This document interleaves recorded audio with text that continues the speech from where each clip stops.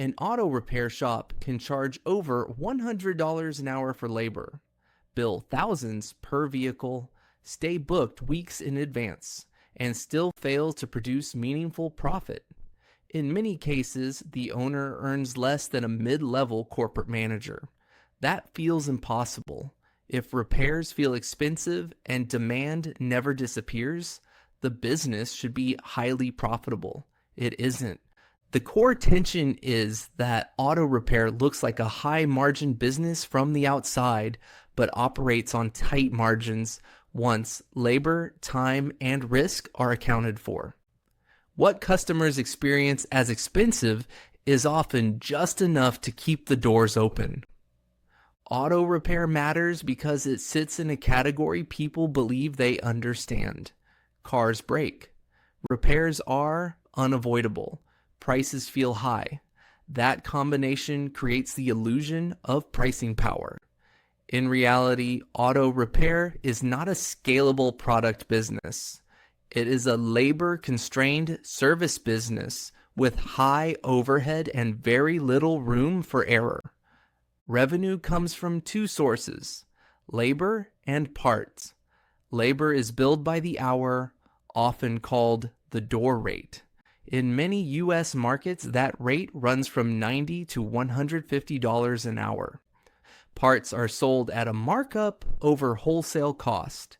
Both numbers look large. Neither reflects what the shop actually keeps. Labor revenue is capped by time. A technician can only produce so many billable hours in a day. That ceiling does not move when demand increases. Even with a full schedule, a shop cannot sell more hours than its technicians can physically work. Not every paid hour is billable. Technicians are paid for diagnostics, test drives, cleanup, waiting on parts, and rework. If a technician is on payroll for 40 hours, but only 30 are billed to customers, the shop absorbs the cost of the remaining time. A technician earning $35 an hour may cost the shop closer to $50 once payroll taxes, benefits, and insurance are included.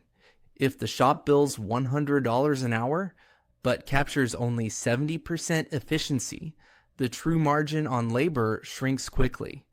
Parts introduce a different set of constraints. Customers see a markup and assume profit. The shop sees inventory risk. Parts are ordered before payment is guaranteed. Incorrect parts must be returned, sometimes at a loss. Warranty claims are delayed or denied. Parts margins often exist to offset labor shortfalls rather than generate profit on their own. Fixed costs sit on top of this. Rent for a compliant automotive facility, lifts, diagnostic computers, specialty tools, and manufacturer software subscriptions, insurance premiums that reflect fire risk, environmental exposure, and customer property damage. These costs exist whether the bays are full or empty. To see how this plays out at scale, consider Firestone Complete Auto Care. At its peak, Firestone operated more than 1,600 locations nationwide and was backed by Bridgestone, one of the world's largest tire manufacturers. If scale and brand recognition guaranteed profitability, Firestone should have been insulated. In the late 1990s and early 2000s, Firestone faced a wave of tire failures tied to the Ford Explorer. What followed was not just a product crisis, but an economic one. Lawsuits mounted. Warranty claims surged. Trust collapsed. Even with massive volume, Firestone's repair operations struggled under rising labor costs, legal exposure, and fixed overhead. Bridgestone ultimately closed hundreds of Firestone service centers, not because people stopped needing car repairs, but because the economics no longer worked. Volume did not protect margins. Scale amplified risk. The same pattern appears in smaller shops, just more quietly. Consider an independent repair shop generating $1.5 million in annual revenue, 4 bays, 3 technicians, 1 service advisor, a full calendar, and a strong local reputation. The owner decides to grow. Demand supports it. A 5th bay is added, new equipment is financed, another technician is hired, payroll increases immediately, productivity does not. The new technician requires supervision, efficiency dips, comebacks rise slightly. The service advisor spends more time managing workflow and less time selling work. Revenue goes up, profit goes down. Then a technician leaves. Hiring takes months. Overtime rises, burnout spreads. The owner steps back onto the floor to protect quality. The business survives, but the owner's income stagnates despite higher revenue than ever. This is the structural trap of auto repair. Growth increases complexity faster than it increases profit. Fixed costs rise in steps. Labor efficiency fluctuates. Pricing power is limited by trust.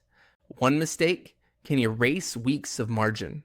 Auto repair shops are not unprofitable because they are poorly run.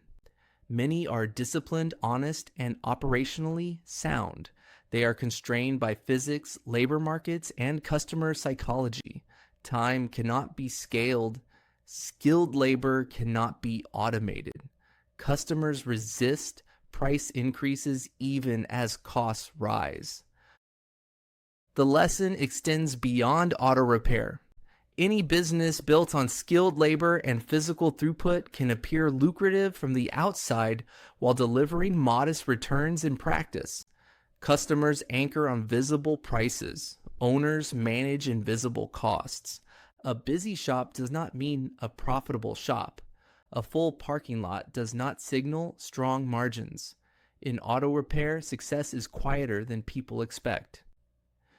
It looks less like excess and more like balance, covering payroll, keeping technicians productive, avoiding mistakes, and staying solvent long enough for tomorrow's appointments to matter.